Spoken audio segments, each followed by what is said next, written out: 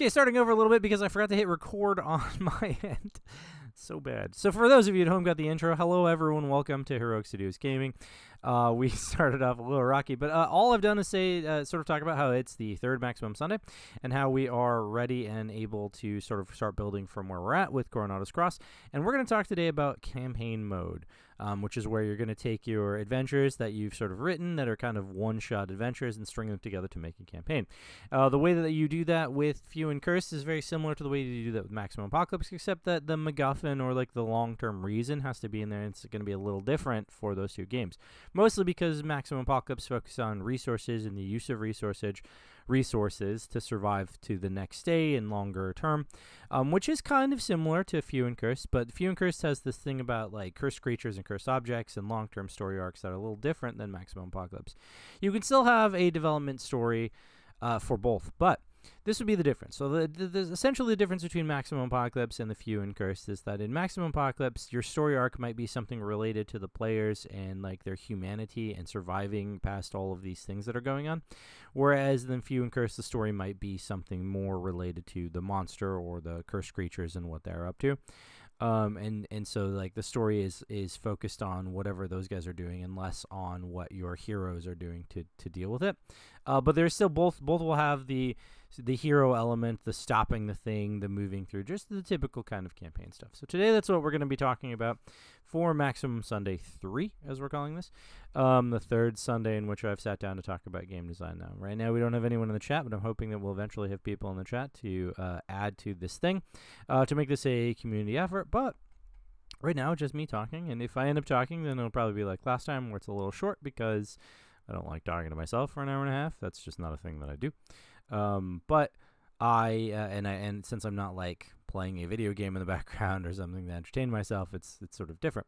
Anyway, let's get into my Scrivener and let's talk about how you do campaign mode. So this is still the adventure that we were writing before Coronado's Cross. If you go back over here, you still have the sandstorm, you still have the fortifications, the Sanctum Sanctorum, the fight with the Spirit of Coronado, all of that stuff. It's still the same adventure. I haven't changed anything. I haven't really built on it. I still have like the sections where we haven't really gone over read aloud, but that's just kind of GM moments, so that doesn't even need to be written in. But if you wanted to, like I write them in mostly to give GMs sort of some instruction on how to handle that particular scene. Like if Coronado disappears but is not gone, you say something like, in a flash, the enemy that you were fighting steps to the side and disappears.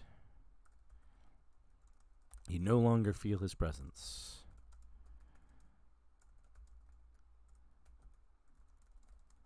But his minions continue to press the attack. You see, something like that. And that's how you do something like that. Just sort of give them guidance, and then I usually take and go ahead and make that italic so they know this is a read aloud. And usually italic and bold. So I usually go like, whoop, like that. And then that's what it looks like. Okay, so jumping back over to how to do campaign mode. The one thing that you want to do in your campaign mode is sort of figure out what it is that you're doing in the campaign. Like, what are you actually doing? And the way that you do that, the best way to do that for a campaign is to think about your enemies, right? Like, the players can be doing their own thing, and maybe this is, if you're just doing a sandbox campaign, that's fine, and Maximum Apocalypse and Few Cursed do lend themselves to, like, long-term sandboxy campaigns. That's sort of what they do very well. There's trail phase, there's all kinds of stuff that you can do for Maximum Apocalypse, where you just kind of are having them scrounge and do a lot of scavenging stuff. So yeah, so you don't need to worry too much if you're doing a sandbox game. You just kind of let them roam around and do stuff. That makes it harder on you as the GM, though, in my opinion, because you're just interacting with whatever they're doing, which means that you have to sort of think on the fly a lot. And if you're not a great improver, essentially, if you're not able to think on the fly very well, then doing that kind of campaign is hard. Or at least a compelling one, right? And so the key here is actually what we're really talking about is how to make a compelling story. And so you don't want to make a compelling, like, it's hard to make a compelling sandbox. It just is.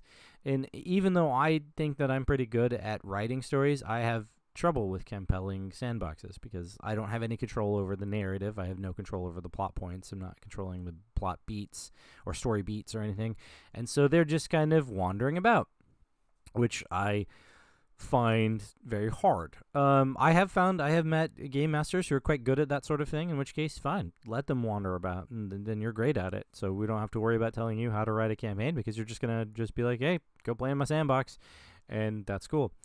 But I'm also not so happy with railroading campaigns, right? Where like literally I ran the Horror on the Orient Express, and I actually, while it's okay, I don't think it's the greatest campaign out there, because it's literally on a railroad. But on top of that, there's like stuff that the players have to do in order to progress forward in the story that don't, like, it's arbitrary. Like they could, if they choose not to do the thing, if they choose not to follow the crumbs that lead exactly to the exact point where they find something, then they literally cannot move forward in the campaign. I find that to be a bit problematic, because it doesn't really lend very well to, like, the point of the campaign is to find all of these pieces to a particular thing and then stop someone from using it for evil in the end, right? That's sort of the point of the campaign.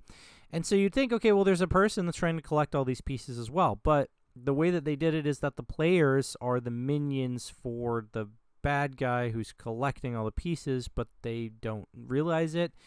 And so if the players don't find the pieces, then the bad guy doesn't find the pieces. And that's a clever twist to some extent, but that just means that there's no one in the background standing in the way of the players, because the players are their own enemies, right? So it's like a very weird campaign. And so I don't really like campaigns like that. So I do actually prefer this master plot method that I saw with Guy Sklanders in his book, How to Write Epic Campaigns. It actually sort of locked something in my head that made me realize that, oh, okay, yeah, that is how you want to do it. Because all the time, like I said before, when we were talking about NPCs, right, the NPCs have to be doing something. What are they doing? Like, if they're not doing anything, then it kind of doesn't make any sense. So they're just not really good bad guys. They're boring. They don't have motivations. They don't have goals. Like, it's super boring. But so that's how that goes. But this is how you fix that. So this is what you do. When you're writing a campaign, when you decide you're going to make a campaign, you have to start first by figuring out what the master plot is. The master plot is not actually going to be the plot points. It's your guideline for everything that you do in the campaign, like whatever the campaign is. Like you say, like, Princess of the Elemental Apocalypse or whatever. That's got a master plot. Like, it just does, right? Or Curse of Strahd. Curse of Strahd has a little bit of a weaker master plot because, Strahd is doing something, I guess. But this is more like Strahd's doing a thing over there that doesn't really affect the players in any conceivable way, and the players are just overthrowing an evil dictator, essentially. And so that's a little bit of a different idea, but a lot of the really good campaigns will have this concept. And so when it was finally sort of formalized in front of me in Guy Sklanders' book, How to Write Epic Campaigns, I was like, oh yeah, that is something that, at least for me, is useful to start as a starting point, as a base point for creating campaigns. And it's not necessarily that the thing that is the defining thing for all campaigns, and that's not what I'm saying. I'm just saying the Guy Sklanders sort of formalized something that unlocked a thing in my head that made me think about campaigns the right way. And so this is the master plot sentence. You write, somebody wants something by a specific time and is having trouble getting it because of an action, or is having trouble getting it using a certain type of action because of blank, whatever the reason is. And that reason could be the PCs. That could very well be. But the reason you write this master plot is so you know what the nemesis, what the bad guy, with the big bad evil dude, right, as they call him, the big bad BBEG guy, the big bad evil guy, what they're up to. And that sort of dictates what the rest of the campaign is doing. So if you're writing a campaign for Fume Curse, if we're going to base this off of the Spirit of Coronado, so we already know who is, right? We already know that the Spirit of Coronado wants something, and we haven't figured that out. So we want something. What does the Spirit of Coronado want? Well, we kind of discussed last time that Coronado's trying to build some kind of empire, maybe. If that's the case, then if Coronado's trying to build some kind of conquistador empire, then we'll say that they want, there's maybe what do they want, right? Want resources, sure. But what more do they want? Followers, that's better. That's how you get an empire, you have followers. Maybe they want a specific location, right? So maybe they want to, he wants to create an empire. All right. So Coronado, the Spirit of Coronado wants to create an empire by the end of summer, maybe. You want to be specific about your time because it does mean that you have a timeline for the campaign. If you leave it open by, like, if you just say, like, you want to create an empire and then you don't put a time in, well, then the players aren't really pressed to try to stop it. Well, sure, they can stop it, but how long are they going to be working on this? How long is Coronado? Where are they at in the process, right? So it's kind of not really specific, so you don't really know where they are. So you want to create a specific time. So he's trying to create an empire by the summer, we'll say. Because it's going to get hot, and Coronado doesn't have that kind of time. Maybe there's a reason why it's the summer. Maybe Coronado, the Spirit of Coronado, goes away after a period of time, right? So maybe there's a reason for that. So we'll just leave that as a specific time. We'll say by the end of summer, or actually, let's go by the new moon, and we'll stick to the idea that maybe the Spirit of Coronado can't hold on to the person on the new moon, so they want to get this empire sort of built. And if they have the empire built, then they can just reasonably be assured that they're going to come back because the person's not going to run away or something because they're sort of stuck in this cult kind of thing. All right. So the Spirit of Coronado wants to create an empire by the new moon and is having trouble building this empire, right? Because it's getting it or doing the thing, right? So building this empire. Because, or using, so we were talking about how he's building an empire of followers. So we're going to be like using recruitment tactics and his cults and religion. Let's just say his religion and his culty religion. Okay, so having trouble getting people to join his empire through sort of social means, as it were. I'll just go ahead and put a note that's social means.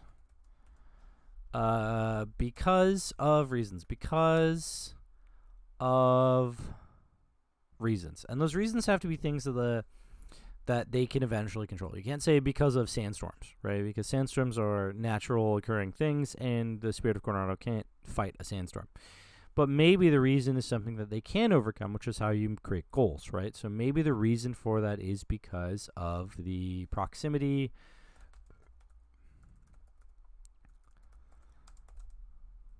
No. Here we go. Because we know that the settlement of King Solomon is nearby, somewhere in the general area. We also know the Alamo is nearby because the settlement of King Solomon keeps stopping the cultists, right? So they can't spread their word far and wide because the settlement of King Solomon keeps rejecting them.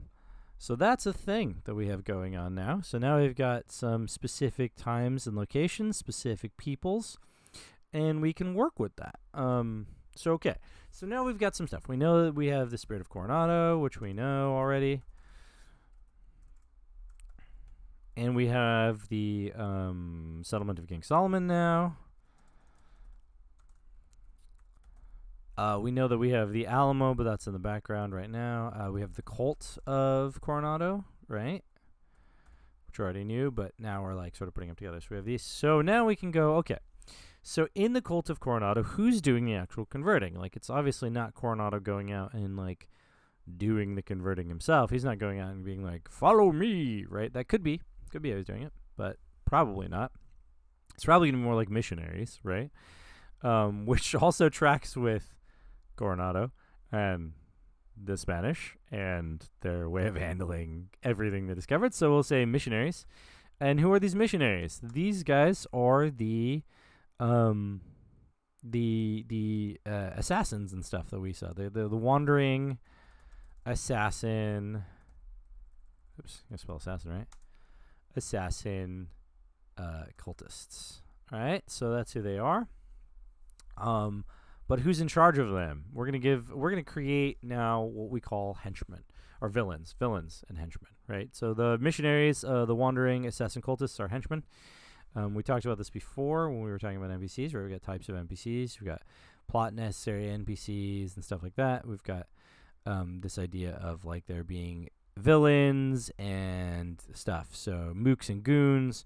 We sort of talked about this last time. So So for the Wandering Assassins, we're going to call these guys are henchmen. They will be around for, one adventure. They're essentially a barricade that keeps the things from happening. And then in charge of them, we'll have like a master assassin. We'll have a master assassin who is a religious zealot. And so this person is going to be, zealot. There we go. This is a villain, so they're going to be kind of like harder to kill, and then they're probably going to be like, showing up a couple of times.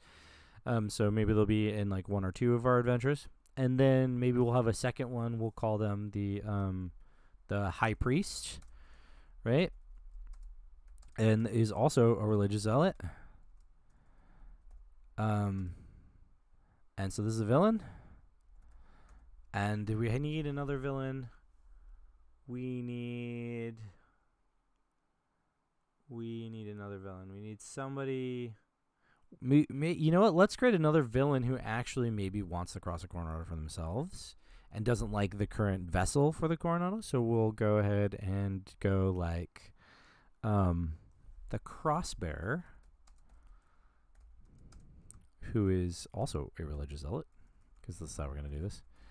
Actually, not a religious zealot. We're just going to say a treasure hunter, because they want the Cross of Coronado.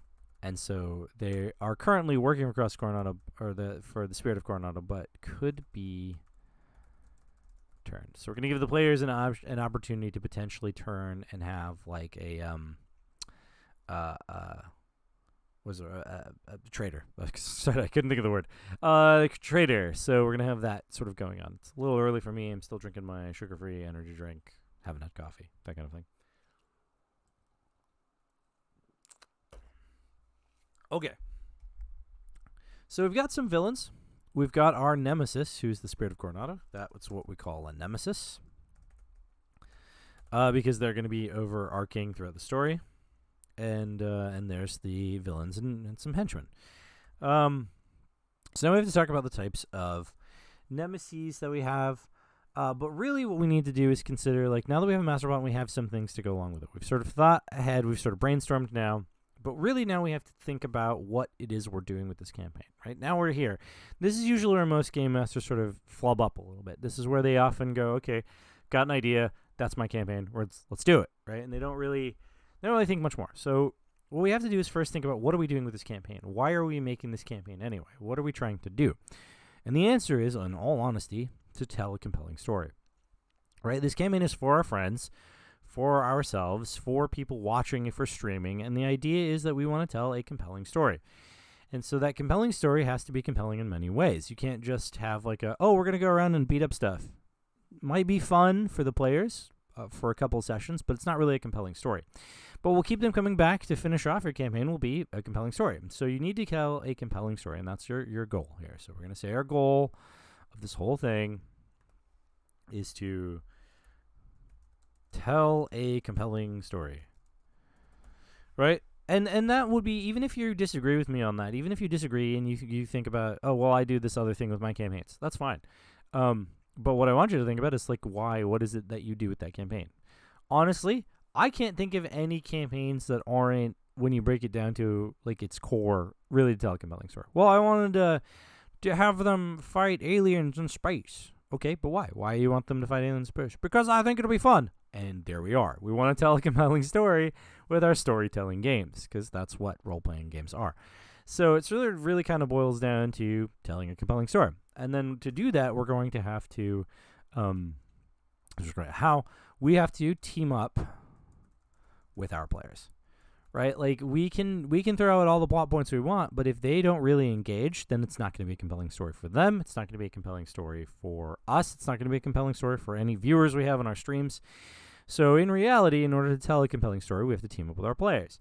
So that's something we have to consider. So we'll think about this is the thoughts in our head. We've got our master plot. We've got to think about what we're trying to do and then how we're trying to do it.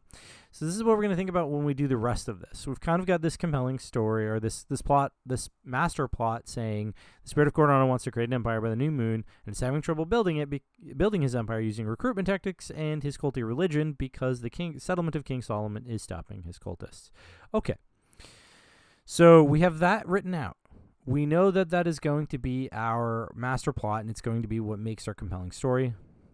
And then we need our players to be engaged in that. So this is what we're thinking about when we start thinking about how all of this works together. Okay, so with those things in mind, we have to think about how we get the players involved. And our nemesis and our minions and stuff like that, those are all barriers to achieving the goal, but what is the goal for the players? The players is obviously to stop the spirit of Coronado from achieving the empire, right?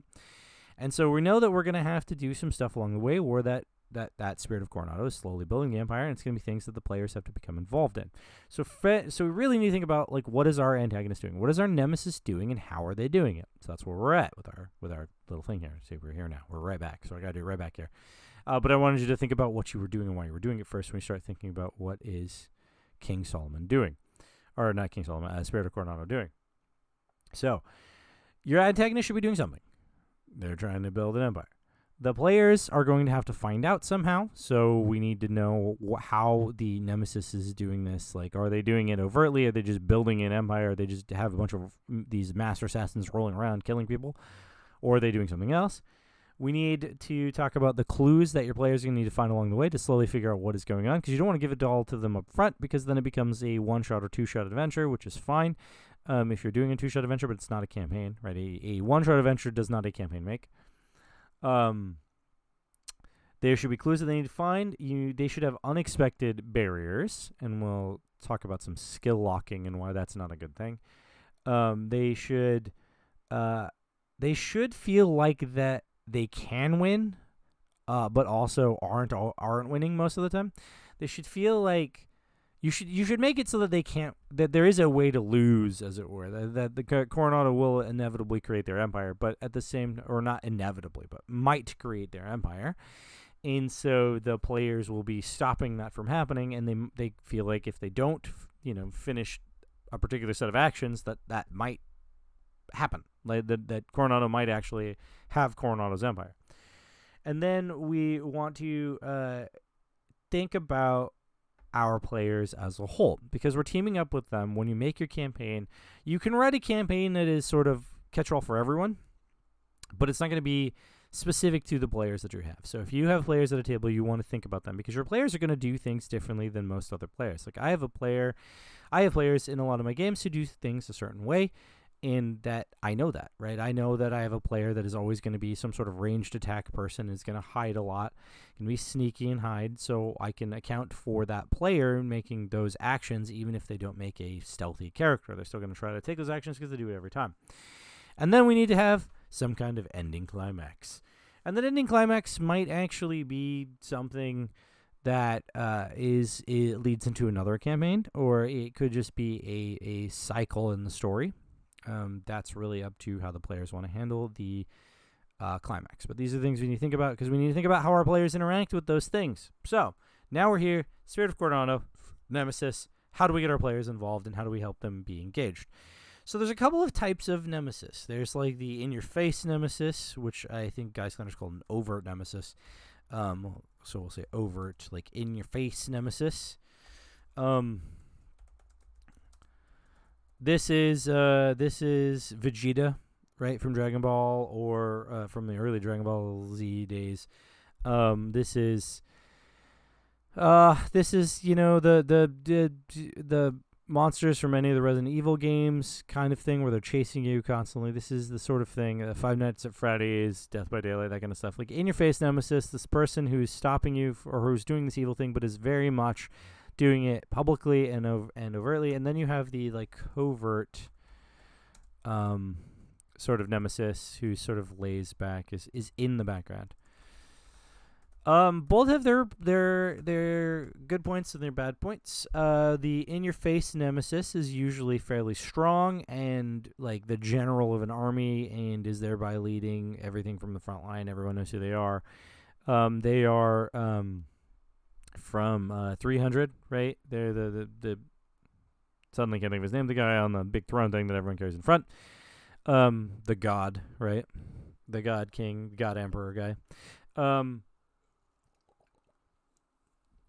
So there's the overt, and then there's covert. They're the person that's secretly in the background that's running a lot of things. They're Littlefinger or some other Game of Thrones reference.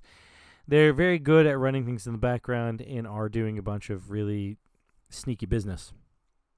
They're both going to have the one that's in your face is going to be stronger. Is going to be probably pretty good at fighting. The one that's covert is going to be social and hidden. And you're also your players may not know where they are or what they're doing, and is like that one makes for a more compelling story. But you also realize that if the players ever find that person, they're likely going to just roll over them in a fight. I mean, not necessarily. You can have ways of doing that, but they're going to be more of a socially oriented character more than a combat oriented character if you're thinking about their character builds, right? But the covert, sort of hidden nemesis. Could be anybody. That's sort of the upside to that one, is that it could be anybody. It could literally be one of the players in the party, right? Like it could be. If you have like an NPC, if you haven't discussed with the players in advance that they're the nemesis, then you'll have like an NPC in the party, and eventually they might start suspecting that the NPC is the nemesis, because players are inherently will start suspecting each other of things when weird stuff starts happening. But also why? Why is your nemesis amongst the players? Because your players are going to be randomly involved. Because the player, like the Spirit of Coronado, is not going to be embedded in the players because he doesn't know who they are, right? Like he just doesn't know them. They're random people that he's never met before. He's not going to embed himself in the party in the beginning. So you have these two types of nemesis, and so when you're going about trying to figure this out, the Spirit of Coronado wants to create an empire by the new moon. And is having trouble building his empire because using recruitment tactics because of his culty religion. Okay. So the question becomes, do we want to use an overt or covert nemesis? And if we were to think of the overt nemesis like Dracula in So actually Dracula in the Castlevania Netflix series, he's actually kind of a little both. Like he's definitely in your face, and he's definitely directly involved with what's going on. But then he also sits back in his castle and is doing nothing, really. So I don't know how I'd classify that one. So that was a bad example. I'm getting messages from people. That was a bad example. Yeah. So I think in our case, let's just go with our case. In our case, the Spirit of Coronado is probably a covert because we say that he's trying to use recruitment means and cultiness to develop his empire. He's not trying to just take his cult of assassins and go take the settlement of King Solomon by force. And so we're going to say that this is a covert nemesis. Okay. So we have a covert nemesis. That'll be easy enough for us to do. We're just going to go ahead and can I highlight that? Yeah, I can highlight that. Bam. Okay, highlight. So we have a covert nemesis. All right, cool. So that makes it easy because now we start thinking about how does a covert nemesis get the job done. All right, we know the settlement of King Solomon is resisting, so they're going to know something is up. Settlement of King Solomon knows something is amiss and is aware of someone creating a cult of assassins nearby. Now, maybe they don't know where, maybe they don't know who, but they know that the assassins are happening because they were stopping them inadvertently. So they know that there's some kind of cult of assassins nearby because they keep getting this sort of infestation of assassins in the settlement of King Solomon. A little bit that we know about the settlement of King Solomon from the comics is very minimal, but in our handy dandy trusted notebook of rules for for the few and cursed, based on the maximum apocalypse system for the few and cursed, we know some things about the settlement of King Solomon because Felipe revealed them to us. All right, so let's jump to the settlement of King Solomon. Pacific Ocean locations. Nope. Midwest locations. Fort Montclair. Pine Bluff. Settlement of King Solomon. Here we go. So this is East Coast and Midwest locations. Settlement of King Solomon. A small settlement of former slaves and men and women scorned by society. A safe haven for anybody that needs one. The settlement is located in the south of Texas and a few hundred miles away from Santa de Aguas Sucia. Okay. It was founded after the war. After war hero and former slave Byron Hill was able to negotiate land with the Texan government as a payment for his efforts in the war against the Comanche Nation. As long as the settlement remains neutral and isolated, the Texans won't bother them. Built upon an abandoned quarry, the settlement is protected and self-sustaining. One of the mines within the quarry leads straight down to a water source, and it helps them raise animals, farm fruits, vegetables, and more. Okay. This actually works out great for us because, we started this story off with them being at the Alamo. And so the settlement of King Solomon, the Alamo, and this cult of Coronado are all super close to each other. So this is really, really great. Really, really great. Okay. So we know that this is going to take place in South Texas, right? And that's what we know. All right. This is very good. Okay. So we know that the settlement of King Solomon, we know that they raise horses, they raise animals and fruit, and have their own water access. We know that they are a safe haven for those rejected by society. Okay. This is very helpful. So what we would do then, we would actually have our players either start in the settlement of King Solomon, or like we did or with the start of this adventure where we start them off at the Alamo, we'd have them leave the Alamo, and instead of finding themselves in front of the fortification for the cult of Coronado, we instead have them at the settlement of King Solomon, and that's where we start our campaign. So they have the settlement of King Solomon, and then we could have an inciting incident like an assassin cultist gets captured and killed in the town square, leading them to be like, oh yeah, there be these assassins. Or maybe the settlement of King Solomon is kind of like scrutinizes the players a little bit, thinking that maybe one of them is a hidden assassin. And maybe the players at the beginning, because this is a campaign, maybe we have them with a couple of other people who escaped the Alamo, and maybe one of them is an assassin for the spirit of Coronado. That could be a very interesting way to start your campaign. But those are all plot hooks and stuff, right? We're not talking about those right now. What we're talking about now is we've got the spirit of Coronado, we've got what the spirit of Coronado is doing, we've got the location, we know how it's going to work out, and we've got our missionaries, our master assassin, and our high priest, right? Okay. So now we got to think about what does the settlement, or what does the spirit of Coronado need to build his empire? What does Spirit of Coronado to build his empire? Now, if we were making this a maximum apocalypse campaign, then what we would be talking about would be that the Spirit of Coronado, right, if we talked about this, because we mentioned this before, is actually the embodiment, or is the Dark Pharaoh form.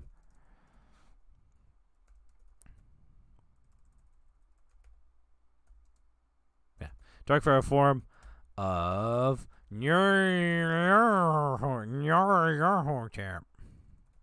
We got, right? The Dark Pharaoh form of Nyarlathotep. So it's Nyarlathotep. And so what does so that's just something to note, because that means we're going to also include at a deeper level. So the cult of Coronado will have a deeper level. Some kinds of Cthulhuian entities. So we're going to use some aliens and some Cthulhuian entities at some point. Some Shoggoths, probably. But that is something to note for later. Okay.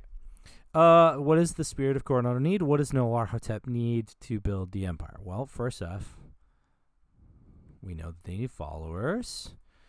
We know that they need locations, and then they need water, right? They're going to need water. And for maximum apocalypse, they'll probably say something like they'll need component pieces. They're probably going to need component pieces for Few and Cursed as well, but it's a little bit more prevalent in the maximum apocalypse universe. So, just make some spaces so you can all see this on the screen very well. All right, so we know that they need followers, we know that they need location, we know that they need water, we know that they need component pieces. So how do they get these 4 things? So followers, they're going to have recruitment efforts. So like this. Tab in. Recruitment efforts. And this is where the assassins come in. So these assassins are going to appear as missionaries. And we're going to make them creepy missionaries. Because they're spreading the good word of the spirit of Coronado, right? So they're going to be creepy. And if they're actually working for the Dark Pharaoh and Nyarlathotep, they're going to be trying to convince people of the greatest evils that have existed since the beginning of time. The power of darkness that lives forever. Which actually totally is really helpful for Few and Curse game, as they're trying to convince people to follow the or like find these curse objects and use the power, right? So that's cool. Location, we know that they've set their sight on the settlement of King Solomon, but maybe they also want the Alamo, and that's another way that we can get our players involved. Okay. What else do they want for locations? Well, we did find out when we were reading about the settlement of King Solomon that there's a place called Santa.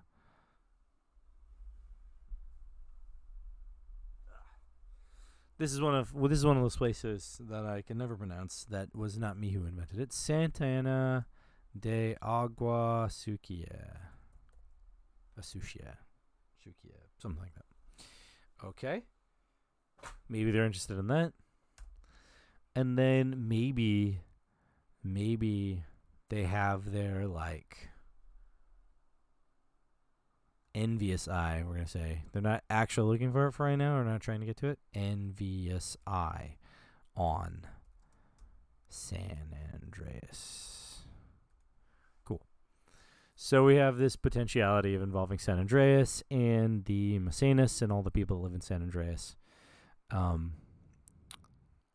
As you would do. Okay. So we've got these locations. So we know that they need followers. They need locations to build up their empire. They need water. I don't really need to go into that, but we could say that there's beyond the wells of just the settlement of King Solomon. Maybe there are other wells nearby, smaller settlements and towns, which allows us to do some things with ghost towns that suddenly seem to be somewhat active, and like all the people that are in it turn out to be cultists worshiping the same spirit of Coronado and focused on the building of that empire. That's cool. And then the same thing for component pieces. We're gonna have like maybe for components. Oh, and maybe this actually goes along with water too. Maybe passing caravans are getting robbed. This actually is good because this also leads us back to our assassin in the sands, right? Maybe the assassin in the sands was out trying to rob people because that's one of the things. And then so the same thing here, passing caravans being robbed.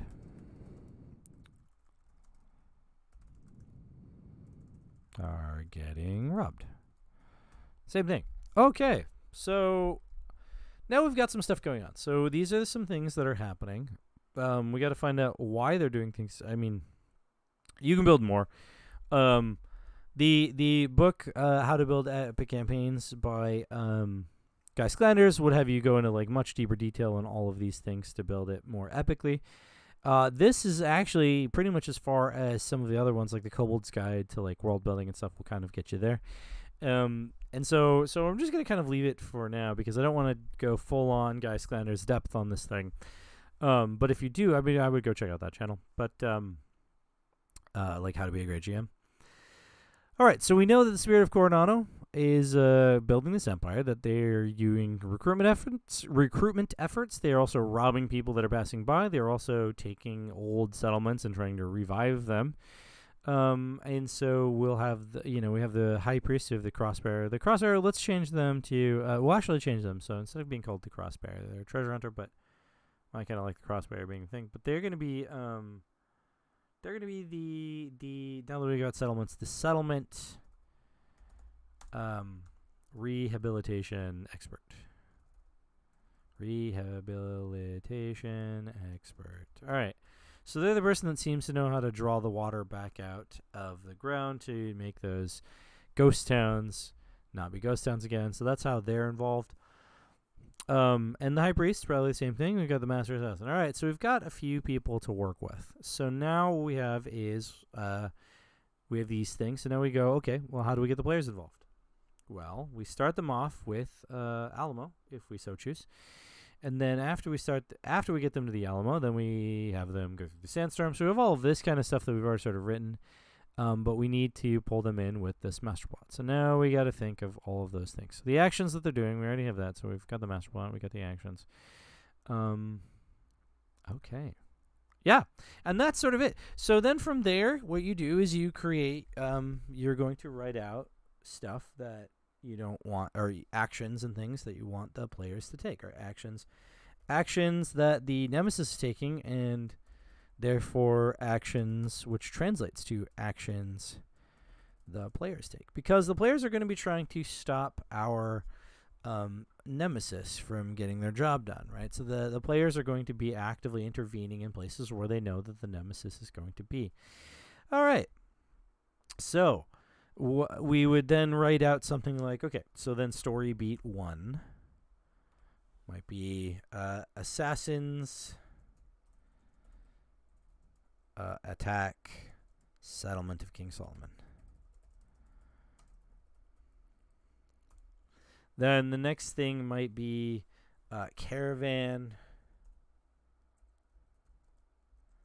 is robbed. If we want to start pressing things a little bit, maybe what we do is maybe Coronado needs a vessel that's more permanent. This is an interesting way to do some things.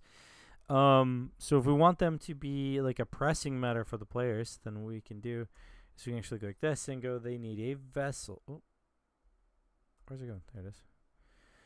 They need a vessel. Man, fingers. They need a vessel, and so they're going to be trying to kidnap someone.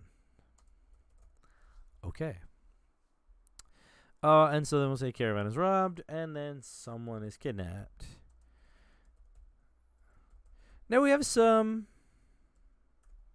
ways of working the players in. Now we have some key plot points that we can utilize to get the players involved. Maybe the someone is kidnapped is a someone the players know.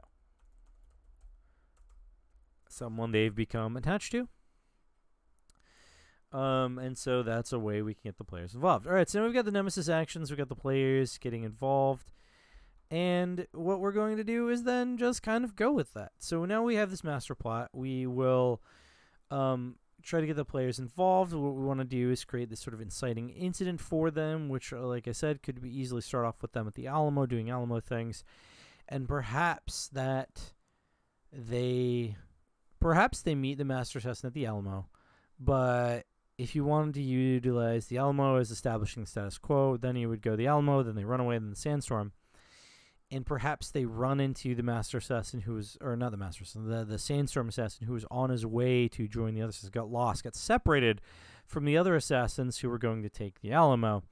And so if the players decide to, when the sandstorm clears, they're outside the settlement of King Solomon, it leads them to wonder why they were assassins in the settlement of King Solomon, and then the settlement of King Solomon can tell them that there's, been assassins lately for whatever reason. They don't know, but they've been these sort of weirdos who are talking about a religious movement somewhere out in the desert somewhere. And then you get into this whole thing. They can arrive at the settlement or the fortifications of the Spirit of Coronado. And then from there, right, they don't find Coronado there, and they don't find Coronado's cross there, which leads us to an interesting back and forth thing. Because Coronado is out excited about the Alamo, right? And then you're gonna have the somebody in the place, be like, oh, Coronado's not here. It's like your prince is in a different castle, Mario. That the spirit of Coronado is not here because the spirit of Coronado is at the Alamo. And the players can go like, oh, crap, we were at the Alamo. We definitely didn't see him there. They're like, oh, well, they must have come after us. Or not. And the players can then wander off. And if they wander off, then you have them run into the settlements that the spirit of Coronado has been taking, slowly building their empire. And then know that the Alamo, you can have a showdown at the Alamo if you want to or not, right? You can move Coronado back to the place, and then you can have this whole thing of like back, forth, move around, shuffle game of shells, because it shouldn't look like it shouldn't look like the spirit of Coronado is just waiting for them. You should never have a situation where you have like, why did this wizard build this like dungeon with all these monsters, like filled with a bunch of monsters, and then just sits under his castle, and then he just sits in his castle and waits for the players to come along and kill them all and take the treasure and get out of there. It should never be like that. There should be a pushing drive that moves the NPCs toward their goals that is not related to the players. So if the spirit of Coronado is in fact an avatar of Nyarlathotep, then Nyarlathotep is going to be up to something. And if that's the case, if it's Nyarlathotep, by the way, we would change this from like the new moon, we would change it to like a Walpurgisnacht or something, right? Something significant to Nyarlathotep in some way. And so we would, but Walpurgisnacht, the players probably don't know what the hell that is or why, because that probably doesn't exist anymore in the world. But it would for Nyarlathotep, because Nyarlathotep has reasons for that. It's May Day whole business. If you've ever read, what is it? The not the Rats on the Walls, the other one, the Dreams in a Witch House, then you know what I'm talking about. So you would essentially have this reason for them to be doing it. I think I'm going to write this out just to say for the sake of me coming back and using this. Walpurgisnacht, I think is what it is. I am actually not sure how to spell Walpurgis. Walpurgisnacht. I did a pretty good job. Walpurgisnacht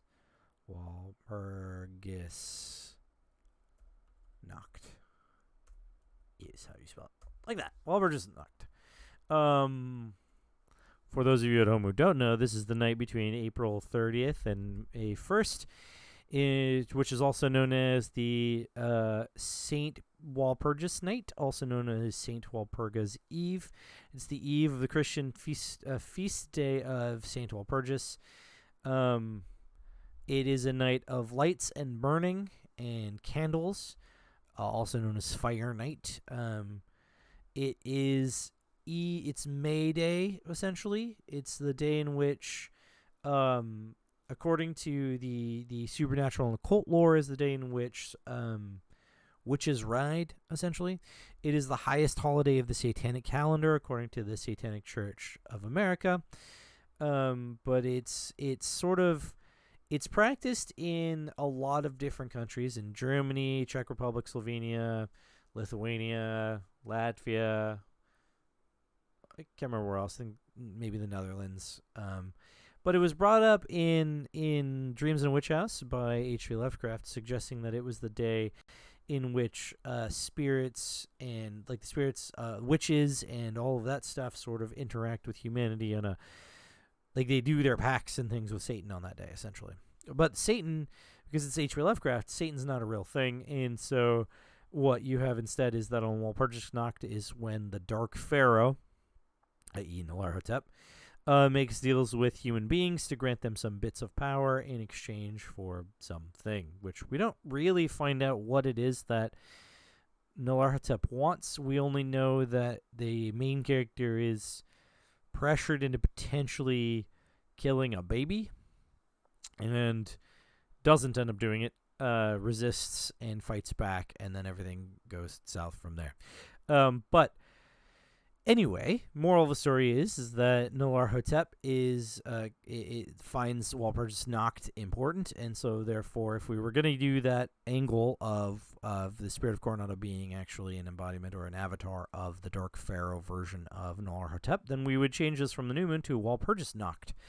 as the day in which the spirit of Coronado locks into this body of the human that they have control of, for example, and then they're trying to build this empire from there, but they need a certain number of people for that to happen because they want to build an empire. Now, the interesting twist is that if we're going to go with this idea that they're the vessel of Nyarlathotep, then we can actually run with the idea that this campaign entirely exists for twist reasons, and this is where it gets kind of interesting. We can do whatever the heck we want, and if we wanted to make this a horror campaign or a little bit more horrific, what we could do is that down here we would type twist. And the twist of the matter is that all of the cultists are sacrifices. And what I mean is that, like, while they may accept, maybe they know, maybe they don't. It is the Cthulhuian type thing. Many of them probably wouldn't accept it if they found out that they were, but that's just how people are. But that all the cultists are sacrifices to lock in the vessel. So Nyarlathotep maybe can't stay in their vessel unless some kind of cosmic power allows them to do so, and perhaps that cosmic power is literally the souls of all of the people who follow. So the bigger the soul count, maybe, and then we'll go like this: the bigger the soul count, the longer Nyarlathotep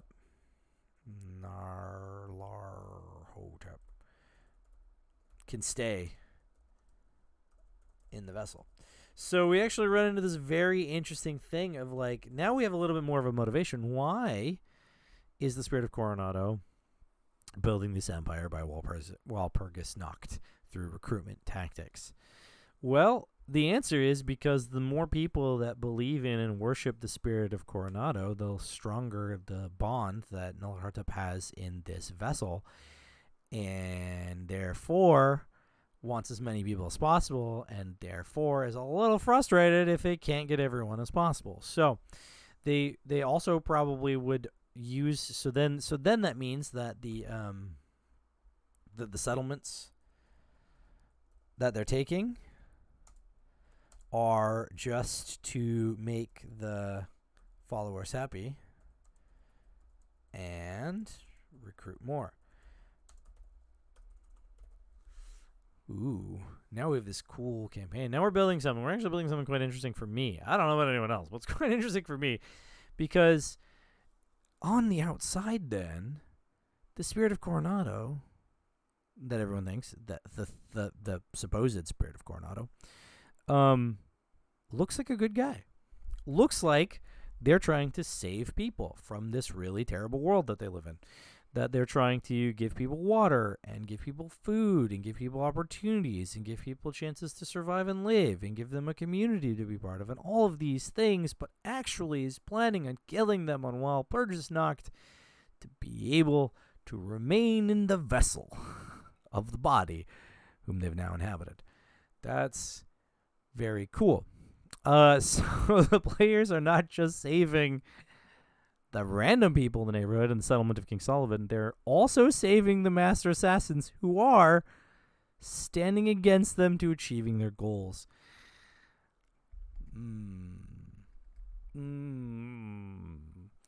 I'm liking where this is going. This adventure has become kind of fun and cool because then you have these. So for every assassin the players kill, trying to get their objective of stopping the building of this empire by Walpurgisnacht, just stopping the ceremony of Walpurgisnacht, which also leads us down a different path too, and we'll cover that in a second. But for every one of the assassins they kill that stands in their way, that means less souls for Nyarlathotep, which is really going to piss them off.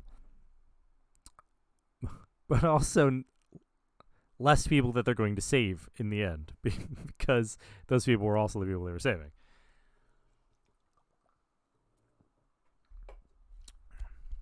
But if the players realize that that's what they're doing, if the players realize that they're saving the assassins as well, they might take a social avenue instead of trying to kill them. Maybe just go ahead and they do try to talk them down and be like, yo, listen, you don't want to fight me because I'm trying to save you. Yes. All right. So if we know that there's now we know there's a ceremony or ritual / ceremony on Walpurgisnacht.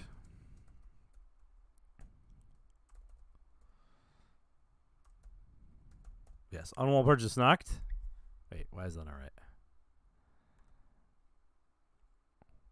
Wall. Oh, I spelled that wrong anyway. Walpurgisnacht. There we go. I knew I was like, I know how to spell this. I just spelled it up here. So on Walpurgisnacht, so we know there's a ritual ceremony on Walpurgisnacht. So now we get into this question of what does Nyarlathotep need for this Walpurgisnacht ceremony? Well, they need a dark book. They need a book. A black book. To write the names of all the souls. This is how Nyarlathotep keeps track of the souls that have been bonded to them. We need a black book. We need an altar, which we kind of suggested there was one in the fortifications of the cult, right? But what if they need a church? What if they need a church? And that's why they're actually they're interested in the settlement of King Solomon is actually not the water or the people. What if there's a church, which kind of makes sense in this case. They're a pseudo-Christian-y type thing. We just sort of mentioned that in the story of it. They need a church, a Christian church. Christian, apparently. A Christian church to defile. For whatever reason, it's got to have gained the egregor powers of a church where people go and worship and have this feeling, and they sort of build up this mental psychic energy inside of the place. But then they need to twist it, right? And so they need that psychic energy confluence. We'll call it to manipulate the confluence. We'll say manipulate the confluence. So I'm not trying to say that they need to do evil, though that is evil. They're not trying to necessarily like defile it, but they need to like manipulate the confluence of the energy of the space.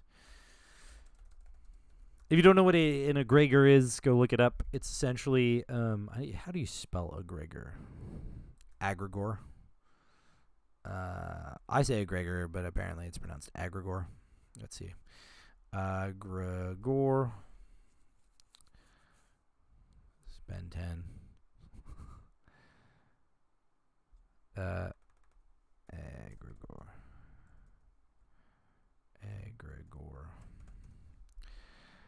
Egregor is an occult concept representing a non-physical entity that arises from the collective thoughts of a distinct group of people. Right.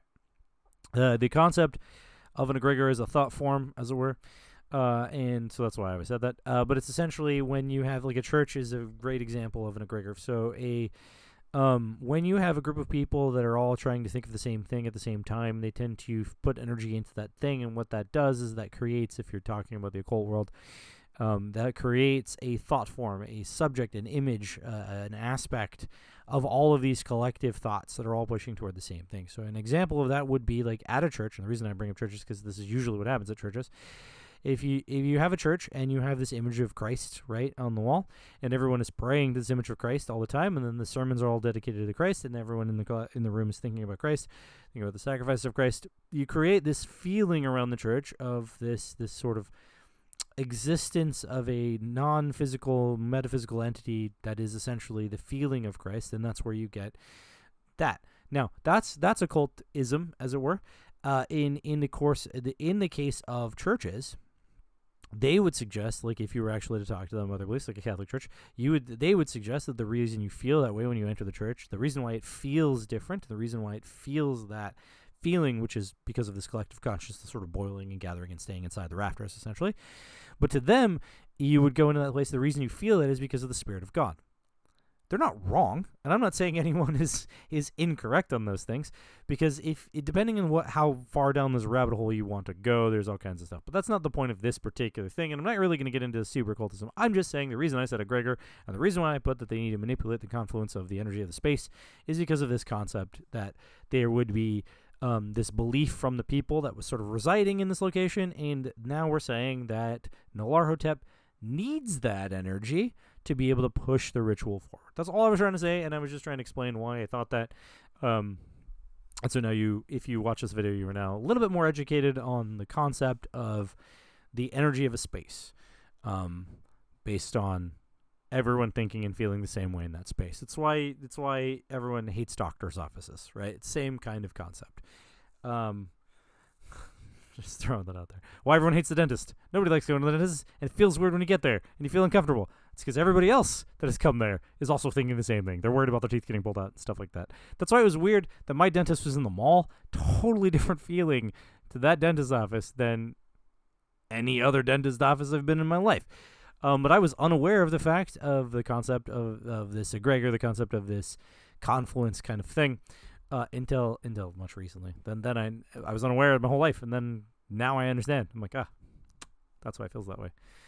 Anyway, so back to this concept. So they need a church to manipulate for their ritual, because they need the energy that's in the space, the egregor. And then what else do they need? They're going to need a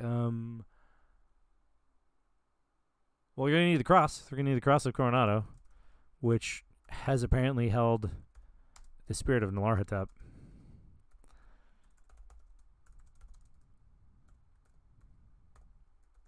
For a while. And then they're probably going to need some kind of ritualistic dagger, which we will actually call the Demon Blade, which sort of launches us to connect to the demon. This adventure with the adventure of that I wrote for the RPG Explorer Society, which will not be available. So we can kind of, if we ever create this one, we can pull all that information and put it in here as well. So we're going to bring in the Demon Blade, which is a blade that holds a trapped soul.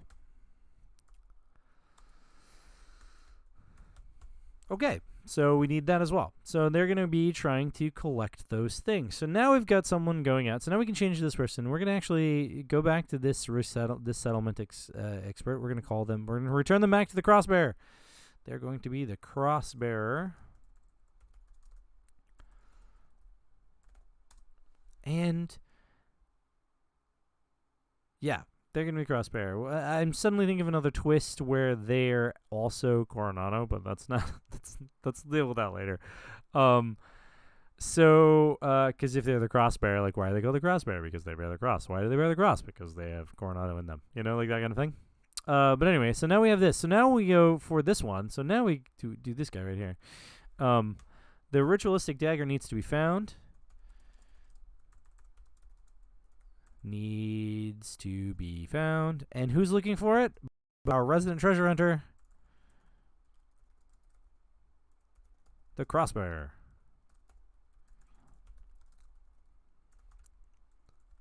Cool. And so now we have a way to involve this crossbearer, that they're out actually seeking out the ritualistic dagger known as the Demon Blade. And if we're going to follow the other story I wrote for the RPG Explorer Society, then the Demon Blades are with their Demon Blades are with the Fallen Immortals. And who do the Fallen Immortals follow? The Maecenas. Maecenas, who is in San Andreas. All right, it's all kind of coming together.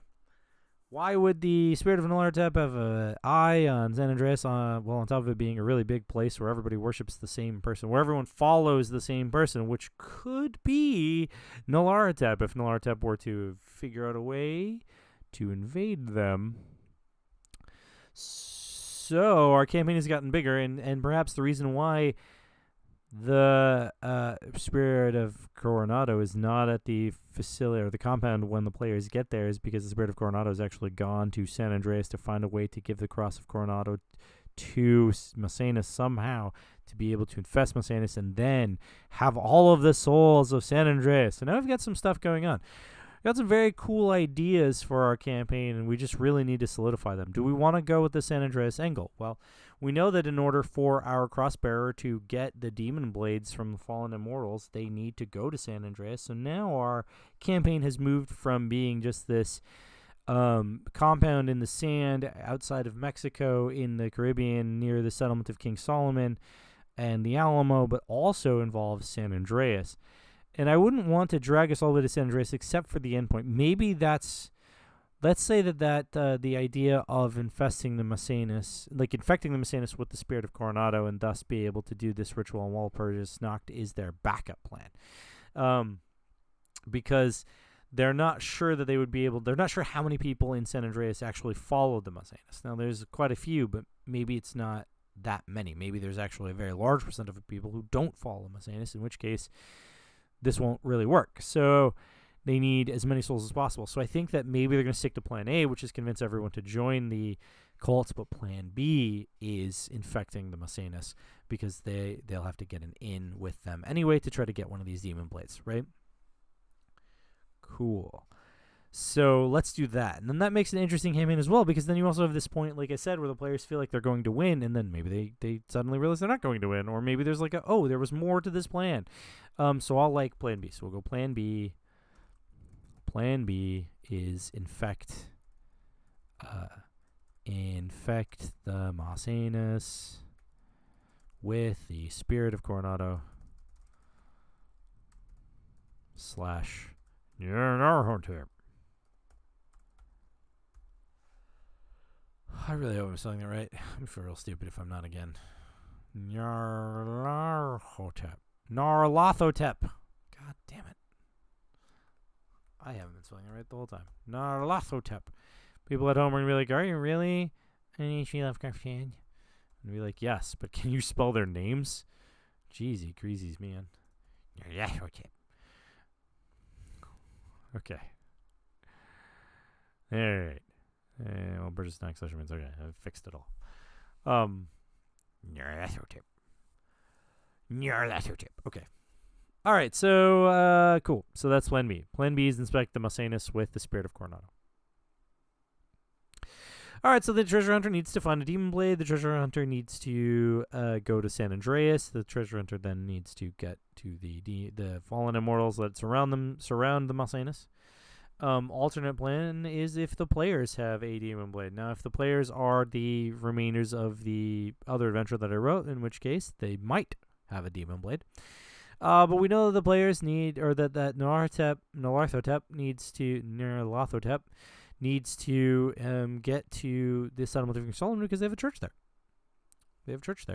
And the church that they can't use any of the churches in the other settlements that they found, or even the Alamo, because those churches are only going to be inhabited by the believers of the group of the spirit of Coronado, and they need to have this other energy that they can manipulate, and this thought form that exists that they can manipulate. So they're not going to, like, the just having a church that belongs to the to them doesn't work.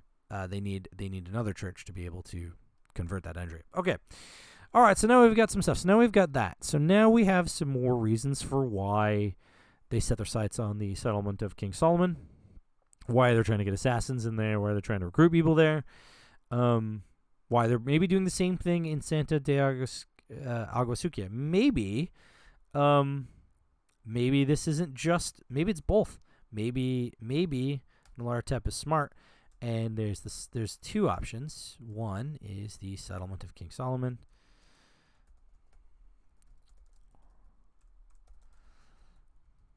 And because I assume that Nyarlathotep is very smart, and maybe Santana de Agua Sucia is option 2, and then best case is both.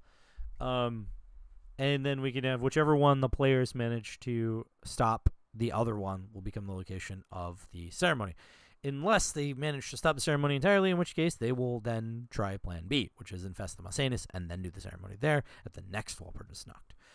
Okay, So we know they need a black book. So where do they get the black book? They would get the black book from a settlement.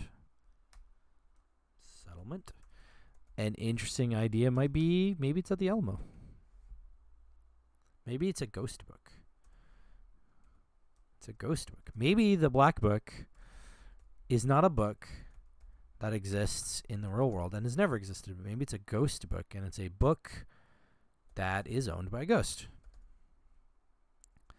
So they have to get...